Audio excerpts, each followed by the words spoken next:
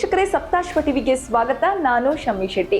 ಧಾರ್ಮಿಕ ಸ್ವಾತಂತ್ರ್ಯ ಹಾಗೂ ಸಮಾನ ಹಕ್ಕುಗಳ ನಡುವಿನ ಸಮತೋಲನದ ಪ್ರಶ್ನೆ ಮತ್ತೆ ಸುಪ್ರೀಂ ಕೋರ್ಟ್ನಲ್ಲಿ ಚರ್ಚೆಗೆ ಗ್ರಾಸವಾಗಿದೆ.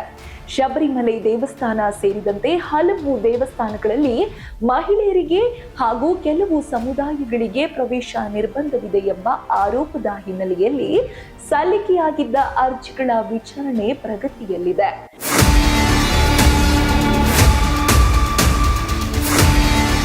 ಮುಖ್ಯ ನ್ಯಾಯಮೂರ್ತಿ ಸೂರ್ಯಕಾಂತ್ ಅವರ ನೇತೃತ್ವದ 9 ನ್ಯಾಯಮೂರ್ತಿಗಳ ಸಾಂವಿಧಾನಿಕ ಪೀಠ ಈ ಮಹತ್ವದ ಪ್ರಕರಣವನ್ನ ವಿಚಾರಣೆ ಮಾಡುತ್ತಿದೆ. ಧಾರ್ಮಿಕ ಪಂಗಡಗಳ ಹಕ್ಕುಗಳ ಹಾಗೂ ವ್ಯಕ್ತಿಗತ ಸಮಾನತೆಯ ಹಕ್ಕಿನ ನಡುವೆ ಇರುವ ಸೂಕ್ಷ್ಮ ಸಮತೋಲನವೇ ಈ ವಿಚಾರಣೆಯ ಕೇಂದ್ರ ಬಿಂದುವಾಗಿದೆ. ನಾಯರ್ ಸರ್ವಿಸ್ ಸೊಸೈಟಿ ಮತ್ತು ಅಯ್ಯಪ್ಪ ಭಕ್ತರ ಸಂಘಟನೆಗಳ ಪರವಾಗಿ ವಾದಿಸಿದ ಹಿರಿಯ ವಕೀಲ CS ವೈದ್ಯನಾಥನ್, ನಾವು ಪ್ರತ್ಯೇಕ ಧಾರ್ಮಿಕ ಪಂಗಡವಾಗಿದ್ದು ದೇವಸ್ಥಾನದ ನಿರ್ವಹಣೆಯ ಹಕ್ಕು ನಮಗೆ ಮಾತ್ರ ಇದೆ. ಸಂವಿಧಾನದ ಅನುಚ್ಛೇದ 26B ಪ್ರಕಾರ ನಮ್ಮ ಸಂಪ್ರದಾಯಗಳನ್ನು ನಾವು ನಿರ್ಧರಿಸುವ ಹಕ್ಕು ಹೊಂದಿದ್ದೇವೆ ಎಂದು ಅನುಚ್ಛೇದ 25(2)B ಮೇಲುಗೈ ಹೊಂದಿದೆ ಎಂದು ವಾದಿಸಿದ್ರು. ಅನುಚ್ಛೇದ 25(2)B ಪ್ರಕಾರ ಸರ್ಕಾರಕ್ಕೆ ಹಿಂದೂ ಧಾರ್ಮಿಕ ಸಂಸ್ಥೆಗಳನ್ನು ಸಾರ್ವಜನಿಕರಿಗೆ ತೆರೆಯುವ ಅಧಿಕಾರವಿದೆ. ಆದರೆ ಧಾರ್ಮಿಕ ಪಂಗಡಗಳ ಸ್ವಾಯತ್ತತೆಯನ್ನು ಸಂವಿಧಾನ ಮಾನ್ಯತೆ ನೀಡಿರುವುದರಿಂದ ಈ ಎರಡು ವಿಧಿಗಳ ನಡುವಿನ ವ್ಯಾಖ್ಯಾನವೇ ಪ್ರಕರಣದ ತೀವ್ರತೆಯನ್ನು ಹೆಚ್ಚಿಸಿದೆ.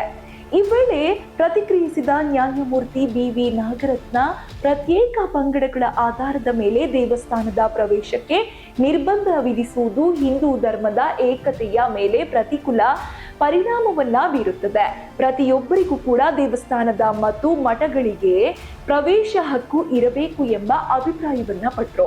ಅವರು ಮತ್ತಷ್ಟು ಎಚ್ಚರಿಕೆ ನೀಡುತ್ತಾ, ನಾವು ಇದು ನಮ್ಮ ಪಂಗಡದ ಪದ್ಧತಿ ಎಂದು ಹೇಳಿ ಇತರರನ್ನು ಹೊರತುಪಡಿಸಲು ಪ್ರಾರಂಭಿಸಿದರೆ ಮುಂದಿನ ದಿನಗಳಲ್ಲಿ ಪ್ರತಿಯೊಂದು ಪಂಗಡವೂ ಇದೇ ರೀತಿಯ ಬೇಡಿಕೆಯನ್ನ ಮಾಡಬಹುದು. ಇದು ಧರ್ಮದ ಒಗ್ಗಟ್ಟಿಗೆ ಹಾನಿಯಾಗುತ್ತದೆ ಎಂದರು.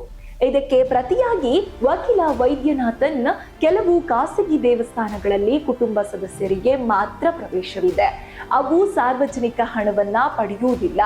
ಅಂತಹ ದೇವಸ್ಥಾನಗಳನ್ನು ಕೂಡ ಎಲ್ಲರಿಗೂ ತೆರೆಯಬೇಕು ಎಂಬುದು ಸರಿಯೇ ಎಂದು ಪ್ರಶ್ನಿಸಿದ್ರು. ಆದರೆ ನ್ಯಾಯಮೂರ್ತಿ ನಾಗರತ್ನ ಅವರು ಸ್ಪಷ್ಟಪಡಿಸಿ, ನಾವು ಖಾಸಗಿ ದೇವಸ್ಥಾನಗಳ ಬಗ್ಗೆ ಚರ್ಚೆ ಮಾಡುತ್ತಿಲ್ಲ.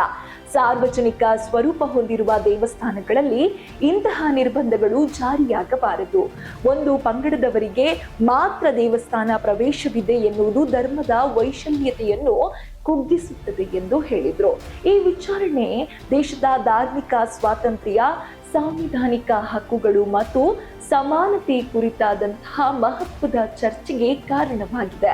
ವಿಶೇಷವಾಗಿ ಮಹಿಳೆಯರ ಪ್ರವೇಶ ಹಾಗೂ ಸಮುದಾಯ ಆಧಾರಿತ ನಿರ್ಬಂಧಗಳ ಬಗ್ಗೆ ಸುಪ್ರೀಂ ಕೋರ್ಟ್ ಯಾವ ರೀತಿಯ ತೀರ್ಪು ನೀಡುತ್ತದೆ ಎಂಬುದರ ಮೇಲೆ ದೇಶದ ಅನೇಕ ಧಾರ್ಮಿಕ ಸಂಸ್ಥೆಗಳ ಭವಿಷ್ಯ ನಿರ್ಧಾರವಾಗುವ ಸಾಧ್ಯತೆ ಇದೆ. ಈ ಪ್ರಕರಣವು ಸಂವಿಧಾನ ನೀಡಿರುವ ಮೂಲಭೂತ ಹಕ್ಕುಗಳು ಮತ್ತು ಧಾರ್ಮಿಕ ಸಂಪ್ರದಾಯಗಳ ನಡುವಿನ ಸಮತೋಲನವನ್ನ ನಿರ್ಧರಿಸುವ ಪ್ರಮುಖ ಮೈಲುಗಲ್ಲಾಗುವ ನಿರೀಕ್ಷೆ ಇದೆ. ಆದರೆ ನಮ್ಮ ದೇಶದಲ್ಲಿ ದೇವಾಲಯಗಳ ಸಂಪ್ರದಾಯಗಳು ಎಷ್ಟು ವಿಭಿನ್ನವಾಗಿವೆ. ಆದರೆ ಇದೆಲ್ಲವೂ ನಿಮಗೆ ಗೊತ್ತಾ? ಕೆಲವು ದೇವಸ್ಥಾನಗಳಲ್ಲಿ ಪುರುಷರಿಗೂ ಕೂಡ ಪ್ರವೇಶಕ್ಕೆ ನಿರ್ಬಂಧವಿದೆ. ಶಬರಿಮಲೆ ವಿಚಾರಣೆ ವೇಳೆ ಕೇಂದ್ರ ಸರ್ಕಾರವೇ ಹೇಳಿದ ಈ ಉದಾಹರಣೆಗಳು ಈಗ ದೇಶಾದ್ಯಂತ ಚರ್ಚೆಗೆ ಕಾರಣವಾಗಿದೆ. ಅವುಗಳನ್ನೆಲ್ಲ ನೋಡ್ತಾ ಹೋದ್ರೆ, ಮೊದಲನೇದಾಗಿ ಕೇರಳದ ಅಟ್ಟುಕಾಲ್ ಭಗವತಿ ದೇವಸ್ಥಾನ. ಇದು ಗಿನ್ನಿಸ್ ರೆಕಾರ್ಡ್ ಪಡೆದ ದೇವಸ್ಥಾನ. ಪೊಂಗಲ್ ಹಬ್ಬದ ವೇಳೆ ಲಕ್ಷಾಂತರ ಮಹಿಳೆಯರು ಸೇರುತ್ತಾರೆ. ಆದರೆ ಈ ದಿನ ಪುರುಷರಿಗೆ ಪ್ರವೇಶ ಸಂಪೂರ್ಣ ನಿಷೇಧವಾಗಿರುತ್ತೆ. ಇನ್ನು ಕೇರಳದ ಮತ್ತೊಂದು ದೇವಸ್ಥಾನ ಚಕ್ಕುಲತೂಕಾವು ಭಗವತಿ ದೇವಸ್ಥಾನ. ಇಲ್ಲಿ ನಡೆಯುವ ನಾರಿ ಪೂಜಾ ಬಹಳ ವಿಶೇಷ ವೈಶಿಷ್ಟ್ಯವನ್ನ ಹೊಂದಿರುವಂತ ಪೂಜೆ. 10 ದಿನ ಉಪವಾಸವಿರುವ ಮಹಿಳೆಯರ ಕಾಲನ್ನ ಸ್ವತಃ ಅಲ್ಲಿನ ಪುರೋಹಿತರೇ ತೊಳೆಯುತ್ತಾರೆ. ಮಹಿಳಾ ಶಕ್ತಿಗೆ ವಿಶೇಷವನ್ನ ಗೌರವವನ್ನ ನೀಡಲಾಗುತ್ತೆ. ಇನ್ನು ರಾಜಸ್ಥಾನದ ಪುಷ್ಕರದಲ್ಲಿರುವ ಬ್ರಹ್ಮ ದೇವಸ್ಥಾನ ವಿಶ್ವದಲ್ಲೇ ಅಪರೂಪದ ಬ್ರಹ್ಮ ದೇವಸ್ಥಾನ. ವಿವಾಹಿತ ಪುರುಷರಿಗೆ ಗರ್ಭಗುಡಿಗೆ ಪ್ರವೇಶವಿಲ್ಲ, ಕೇವಲ ಬ್ರಹ್ಮಚಾರಿಗಳು ಮಾತ್ರ ಒಳಗೆ ಹೋಗಬಹುದು. ಇನ್ನು ಕನ್ಯಾಕುಮಾರಿಯ ಭಗವತಿ ಅಮ್ಮನ್ ದೇವಸ್ಥಾನ. ಇಲ್ಲಿ ದೇವಿಗೆ ಬ್ರಹ್ಮಚಾರಿಣಿ ಎಂದು ನಂಬುತ್ತಾರೆ. ಆದ್ದರಿಂದ ಬ್ರಹ್ಮಚಾರಿ ಪುರುಷರಿಗೆ ಮಾತ್ರ ಗರ್ಭಗುಡಿ ಒಳಗೆ ಪ್ರವೇಶ. ವಿವಾಹಿತರು ಹೊರಗಡೆಯಿಂದ ದರ್ಶನವನ್ನ ಪಡೆಯಬೇಕು. ಅಂದ್ರೆ ಗರ್ಭಗುಡಿಗೆ ಒಳಗಡೆ ಹೋಗುವ ಅರ್ಚಕರು ಕೂಡ ಬ್ರಹ್ಮಚಾರಿಯೇ ಆಗಿರಬೇಕು. ವಿವಾಹಿತರಾಗಿದ್ರೆ ಅವರಿಗೆ ಪ್ರವೇಶವಿಲ್ಲ, ಹೊರಗಡೆಯಿಂದ ಮಾತ್ರ ದರ್ಶನ ಎನ್ನುವುದು ಇಲ್ಲಿ ಕಾಣಬಹುದು. ಇನ್ನು ಬಿಹಾರದ ಮುಜಫರ್ಪುರದ ದೇವಸ್ಥಾನ. ಇಲ್ಲಿ ಕೆಲವು ದಿನಗಳನ್ನ ದೇವಿ ಋತುಮತಿಯಾಗ್ತಾರೆ ಎನ್ನುವ ನಂಬಿಕೆ ಇದೆ. ಆ ದಿನಗಳಲ್ಲಿ ಮಹಿಳೆಯರಿಗೆ ಮಾತ್ರ ಪ್ರವೇಶವಿರುತ್ತೆ. ಪುರುಷರಿಗೆ ಸಂಪೂರ್ಣ ನಿಷೇಧವನ್ನ, ನಿರ್ಬಂಧವನ್ನ ಹೇರಲಾಗುತ್ತೆ. ಇನ್ನು ಕೇರಳದ ಮತ್ತೊಂದು ದೇವಸ್ಥಾನ ಕೊಟ್ಟಂಕುಳಂಗರ ಶ್ರೀದೇವಿ ದೇವಸ್ಥಾನ. ಇಲ್ಲಿ ಅತ್ಯಂತ ವಿಚಿತ್ರ ಸಂಪ್ರದಾಯವೊಂದು ನಡೆಯುತ್ತೆ. ಪುರುಷರು ಸ್ತ್ರೀಯರಂತೆ ಶೃಂಗಾರ ಮಾಡಿಕೊಂಡು ದೇವಿಯನ್ನ ಪೂಜಿಸಬೇಕು. ಈ ಹಬ್ಬವನ್ನ ಚಮಯ ವಿಳಕ್ಕು ಅಂತಲೂ ಕೂಡ ಕರೀತಾರೆ. ಇದು ಆ ಭಾಗದ ಪ್ರಸಿದ್ಧ ಹಬ್ಬ ಕೂಡ ಹೌದು.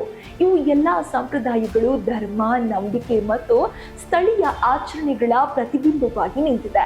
ಈಗ ಸುಪ್ರೀಂ ಕೋರ್ಟ್ನಲ್ಲಿ ನಡೆಯುತ್ತಿರುವ ವಾದ ವಿವಾದಗಳನ್ನ ಗಮನಿಸಿ ಧಾರ್ಮಿಕ ಸ್ವಾತಂತ್ರ್ಯ ಮತ್ತು ಸಮಾನ ಹಕ್ಕುಗಳ ಬಗ್ಗೆ ಕೋರ್ಟ್ ಯಾವ ರೀತಿಯಾದಂತಹ ತೀರ್ಪು ತಗೊಳ್ಳುತ್ತೆ, ಮುಂದಿನ ದಿನಗಳಲ್ಲಿ ದೇವಸ್ಥಾನಗಳಲ್ಲಿ ಯಾವ ರೀತಿಯಾದಂತಹ ಬದಲಾವಣೆ ಬರುತ್ತೆ, ಕಾದು ನೋಡೋಣ. ಇದು ಈ ಹೊತ್ತಿನ ವಿಶೇಷ. ಇನ್ನಷ್ಟು ಅಪ್ಡೇಟ್ಸ್ಗಾಗಿ ನೋಡ್ತಾ ಇರಿ ಸಪ್ತಾಶ್ವ ಟಿವಿ.